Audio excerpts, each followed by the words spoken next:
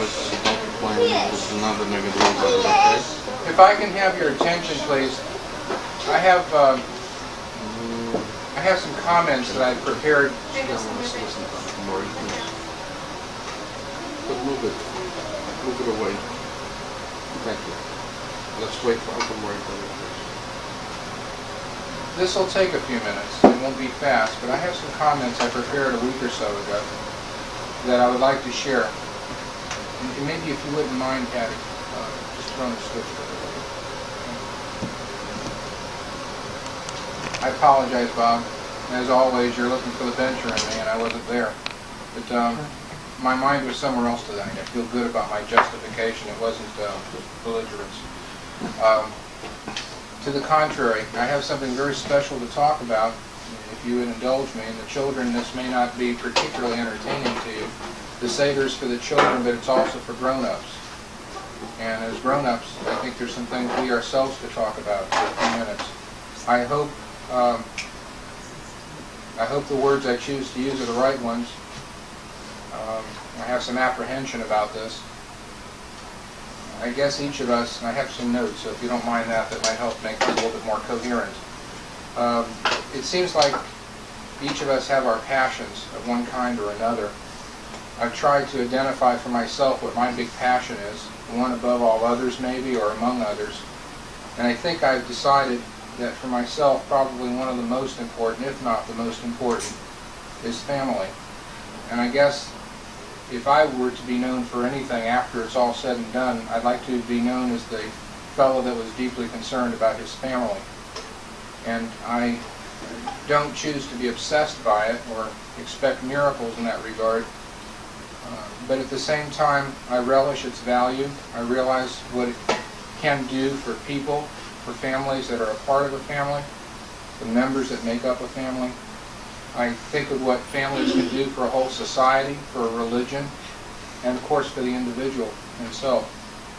I realize that people make up families, and in the end, families are the backbone of people at all levels.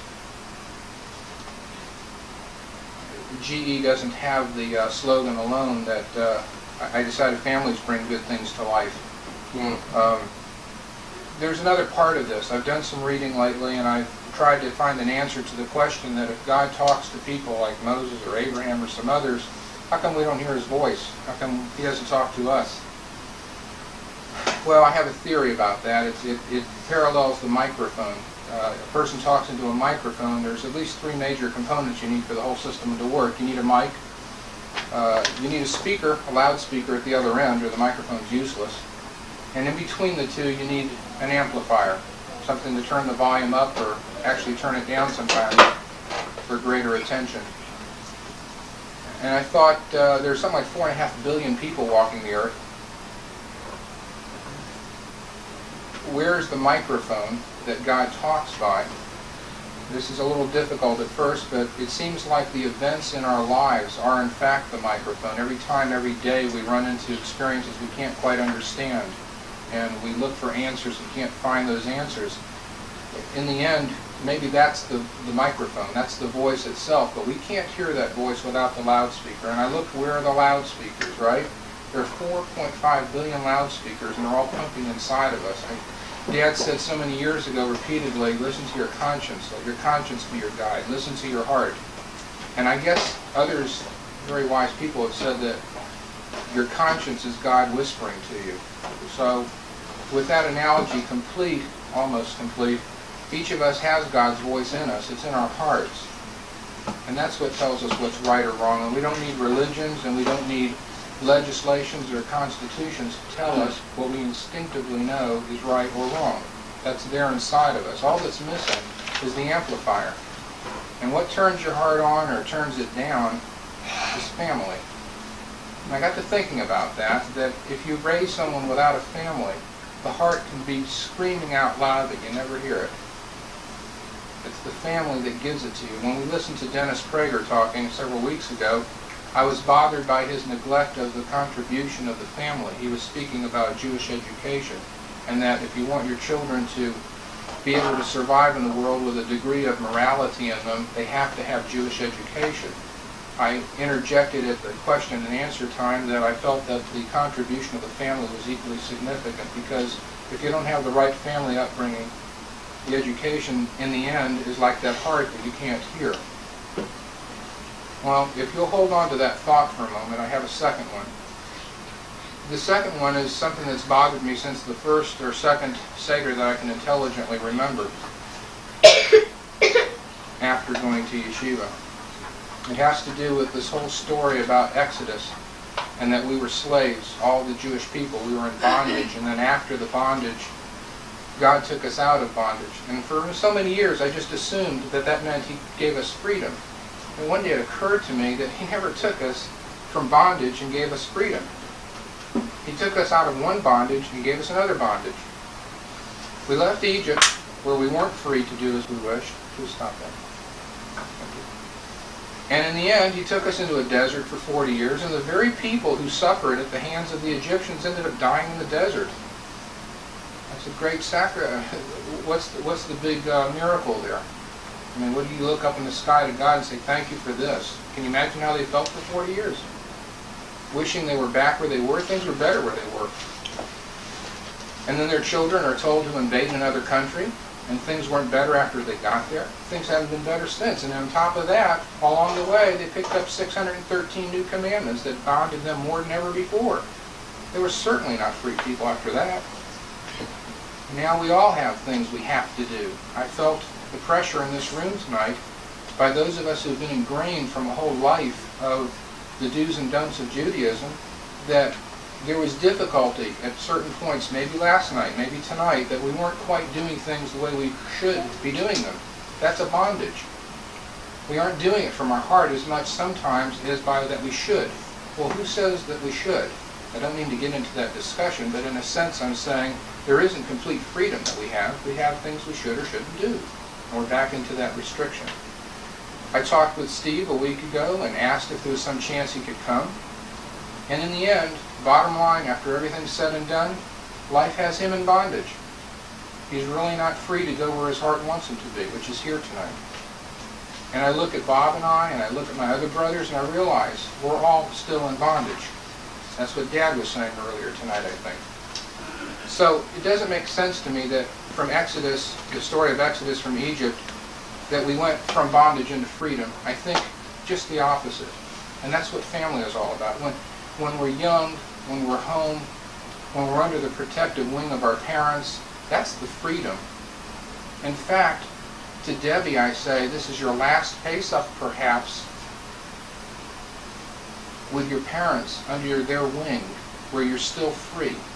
All too soon you'll be out in that world fending for yourself. And the shackles go on, they don't come off. And for the rest of your life, you do have to acquiesce to the bondage.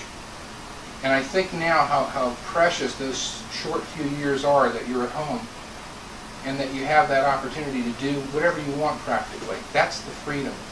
And the Exodus is backwards, because what happens is when we leave the home, when we leave the family, and we go off on our own, we go from freedom into bondage, not the other way around. Now what's going to carry us through all of the multitude of years when we're really not free? How do we survive it? And that's what I come back to about family.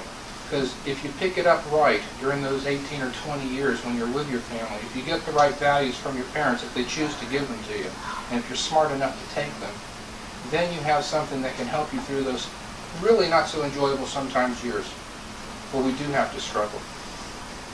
So that's why I say the family is such an important value that we need to cling to it. There was one huge disparity when I finally got through looking. I couldn't find one religion, including Judaism, that had a holiday dedicated to the most important institution of all, the family. Wouldn't you think some religion somewhere would have said we should have a holiday that celebrates family? We got Mother's Day and Father's Day. Nobody ever said we should have a family holiday, just to celebrate the fact that families exist and survive and they hold the world together. There's no such holiday. Can you think of one? So I declare Pesach. I declare Pesach as a holiday of family, not just children, and that's why I'm talking to adults too, because we're all the family. And Passover to me means that we pass over from our previous generation to the next one the value of family. Because when we lose it, we lose everything. Now I have the toughest part of all, which I've tried twice before to do, and I broke into tears, but I'll try to do it straight. There's a little village in, I believe, southeastern Romania, and the year is 1898, and it's a little cabin with not much of an impressive floor. And the writer, I hope you'll forgive me because my descriptions are not good enough.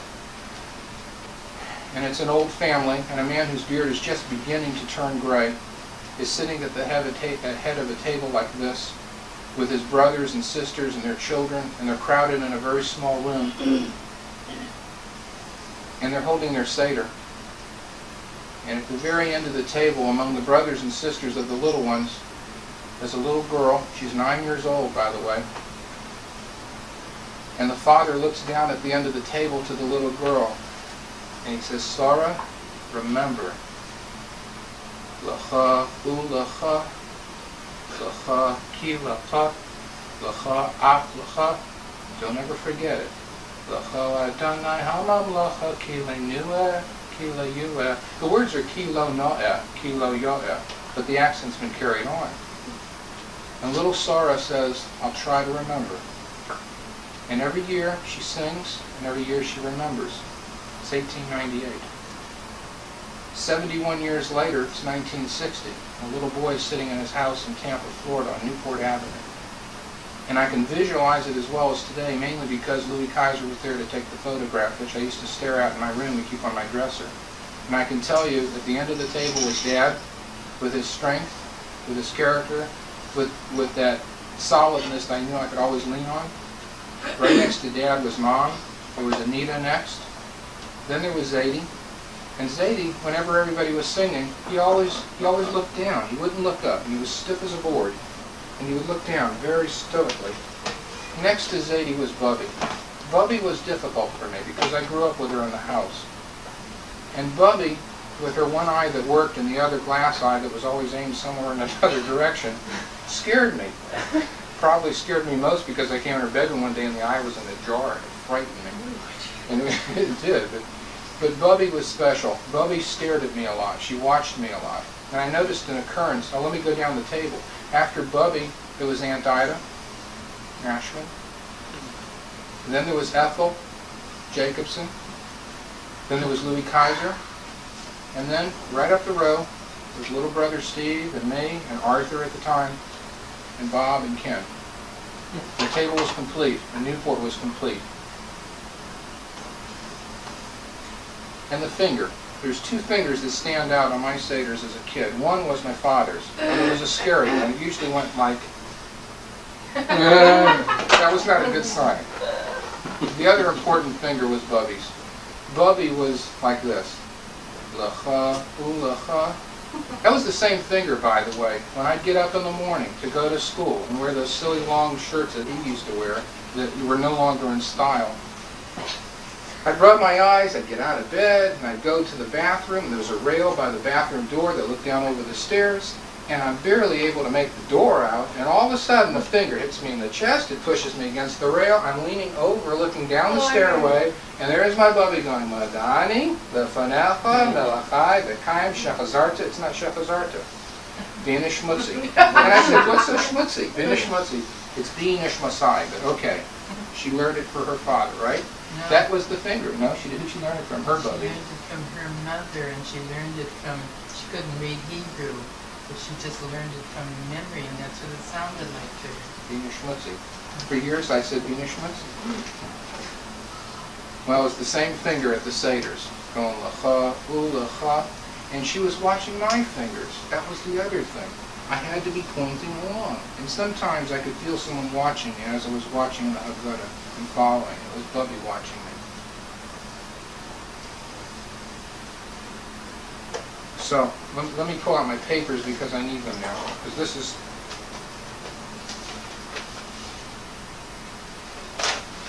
Okay. So, I have my own answer to the question. Why is this night different from all other nights? I hope this works. This night is different from all other nights because we're here and we're together as a family. With our special customs to cement these precious moments into our memories forever. On all other nights, we either eat dinner with Dan Rather or we skip supper altogether. On all other nights, no more than 2 family members are in any one room at the same time.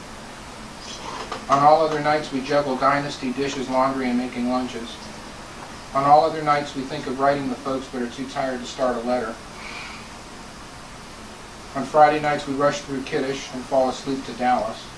On Thursday nights, we read the Observer and dream of responses to the editorials, responses we never write. On Wednesday nights, we have our meetings, and on Tuesday nights, our hair appointments. And on Sunday nights, we might get a surprise phone call from a relative we have been meaning to write or call, a relative who got tired of waiting. Why is this night different from all other nights? Because we're here together. No need to write or call.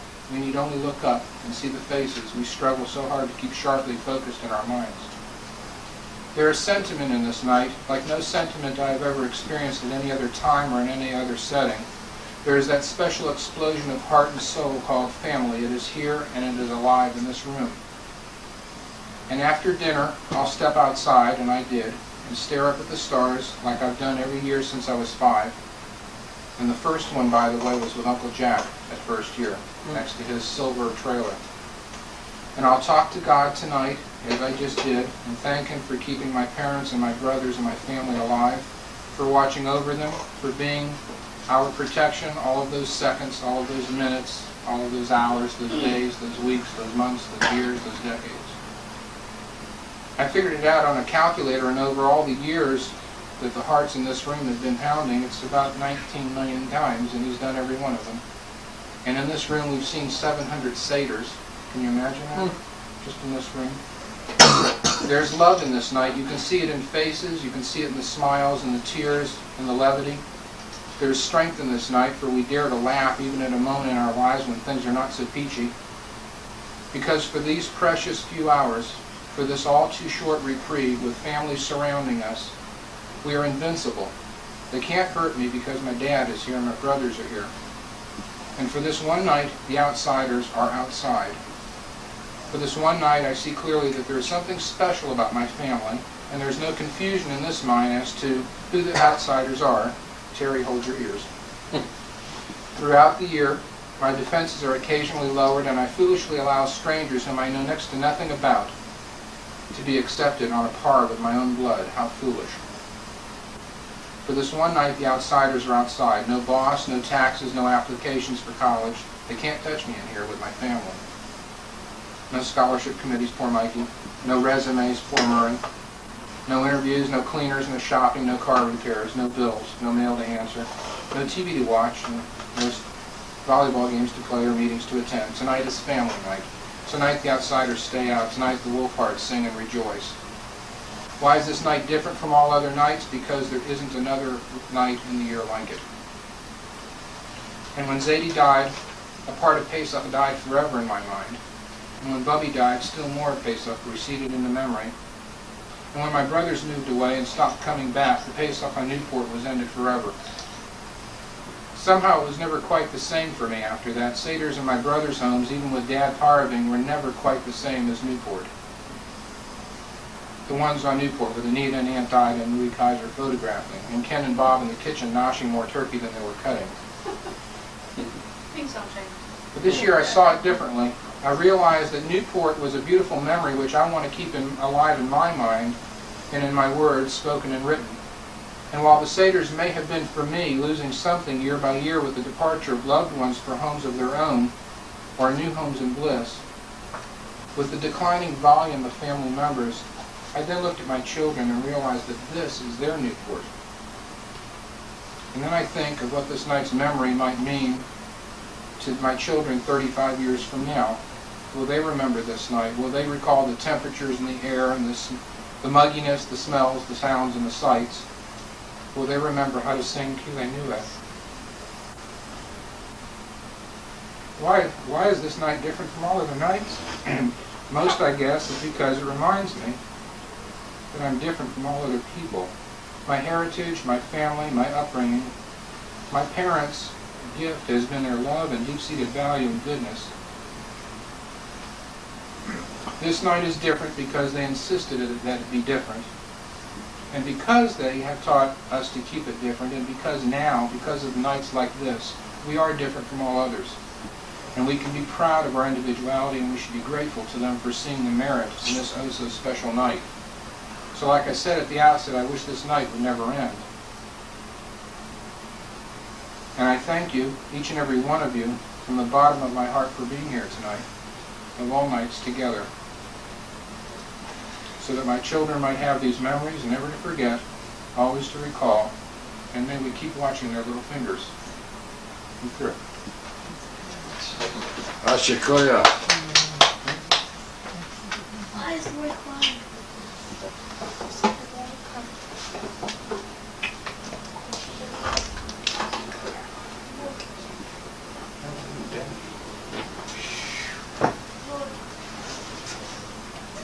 Go back and do that for me.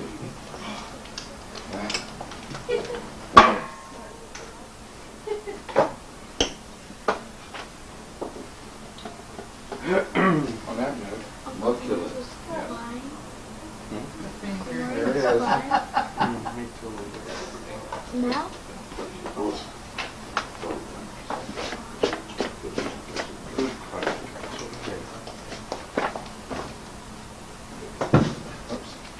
On the other hand, nah.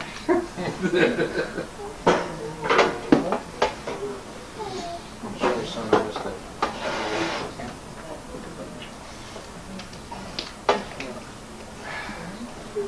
Okay. Patti?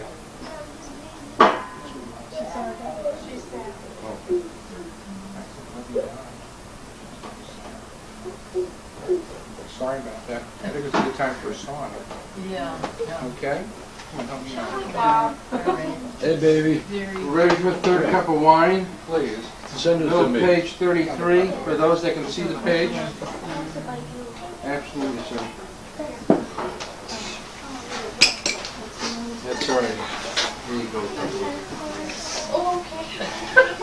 We need somebody to open up the door for Eliyahu. Oh. Lori, can you open up the door? Which one? All four you want? Huh? We have to have the third cup to do now. Huh? Oh, wait a minute. I'm sorry, we gotta drink the wine first. We have to fill it up first. Fill it up. Oh, we have to fill it up first. I got it all together. It's all filled up. First, Power of words. His book, not your book. you drink the third cup and then you fill the fourth But cup. his book ain't good time share. You know, everybody's time eventually comes. So take, while they get a chance, take it on. His Where's that book. towel? Just when he's You can rewind later too. okay? It's all right, it's good you care. It means you care, that's good. You ready what to do now? This one over here, I'm convinced he would. when Daddy tells Oh, me. I know that. I know everybody that. have one tomorrow? Which was- as I said, Yeah. I wish, especially, Sure. especially just like Sure. Okay. On page 33, line 7. What are we doing? Baruch. Oh, thank you. I got the page right. Baruch atah Borei Pri Haggadah. Amen. Lean to the left. Left there.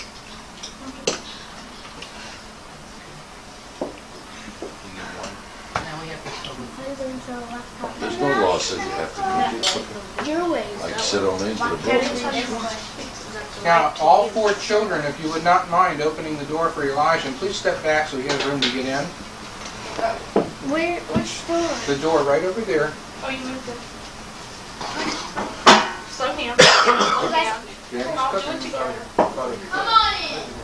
No. Come on in. Richard? Richard, come here a second. I gotta tell you something, okay? Here's one of the best. You don't mind this, I hope. I gotta tell you something. Where's Jenny? This is not a joke. Somewhere over there. No, I gotta talk to you a minute. Don't be so silly. This is not a joke.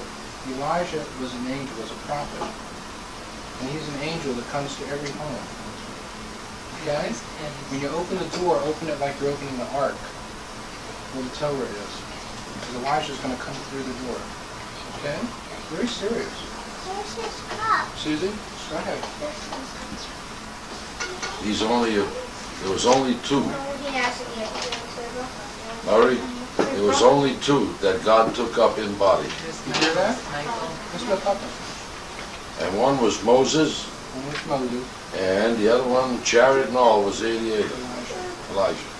Pretty close to Hashem. Susie, Jenny, Lori, and Richard, okay? If you'll go stand by the door, all right? Go ahead, Sue.